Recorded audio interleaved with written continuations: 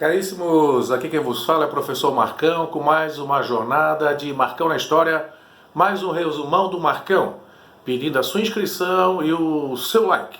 Esse que vos fala ficaria extremamente grato. Vamos agora falar sobre o pós-guerra. Só para deixar claro, Segunda Guerra Mundial, 1939 e 1945. Pós-guerra, pós-Segunda Guerra, parte 1, resumão do Marcão. Primeira consequência do pós-guerra. Na verdade é o seguinte, a Alemanha, obviamente nazista, liderou a guerra na Europa, e quando foi vencido o suicídio de Hitler, a rendição da Alemanha, os países vencedores dividiram a Alemanha. Então olha só, a divisão da Alemanha, pós-guerra, parte 1. 1949, a Alemanha foi dividida entre Estados Unidos e União Soviética. Então a Alemanha ficou dividida da seguinte forma: República Federal Alemã, República Federal Alemã, Alemanha Ocidental, influência dos Estados Unidos da América, capital Bonn. República Democrática Alemã, Alemanha Oriental, influência da União Soviética, capital Berlim. RFA, RDA.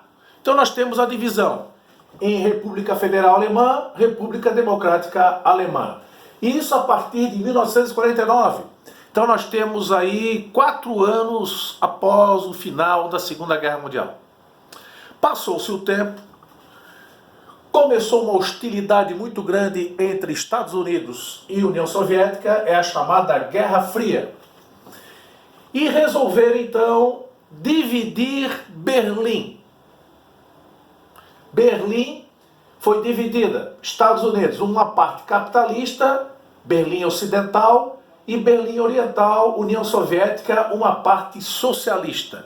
Isso já de pós-guerra, com a divisão de Berlim. 1961. Então nós já estamos em 1961. Tome bastante cuidado com as questões das datas. 1961, nós temos a construção do Muro de Berlim, chamado de o Muro da Vergonha. O que aconteceu é o seguinte: a Alemanha dividida em capitalista e socialista, de um lado liderado pelos Estados Unidos, de um lado liderado pela União Soviética, e as pessoas que estavam em Berlim Oriental, que era do lado soviético, fugiam para o lado capitalista americano. Teve uma época que em poucos dias fugiram mais de 2 milhões de pessoas. E eles resolveram então, os socialistas, construir o Muro de Berlim, o Muro da Vergonha. A União Soviética considerava o capitalismo uma ameaça ao socialismo. Bom, essa era a divisão da Alemanha. Um lado capitalista, um lado socialista. O mesmo povo dividido por um muro. Porque, eu quero deixar bem claro, existiam pessoas fugindo do lado socialista para o lado capitalista, saindo de Berlim Oriental para Berlim Ocidental.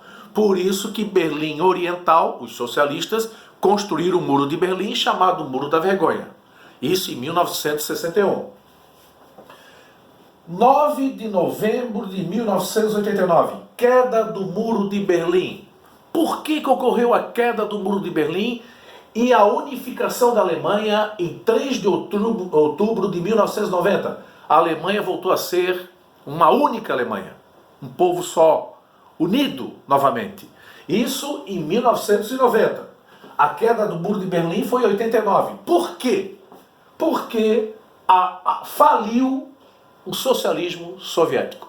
Foi o fim da União Soviética e com isso acaba também a famigerada Guerra Fria entre Estados Unidos e União Soviética. O socialismo faliu, porque simplesmente eles não tinham mais estrutura administrativa para governar. Nem política, nem administrativa, e econômica muito menos. Com isso, acaba a União Soviética, acaba a divisão da Alemanha, queda do Muro de Berlim e acaba com a Guerra Fria. Caríssimos, resumão do Marcão mais uma vez. Tá? Ainda vou falar do pós-guerra, pós-segunda guerra, na parte 2. Nos vemos na próxima postagem. Forte abraço. Fui!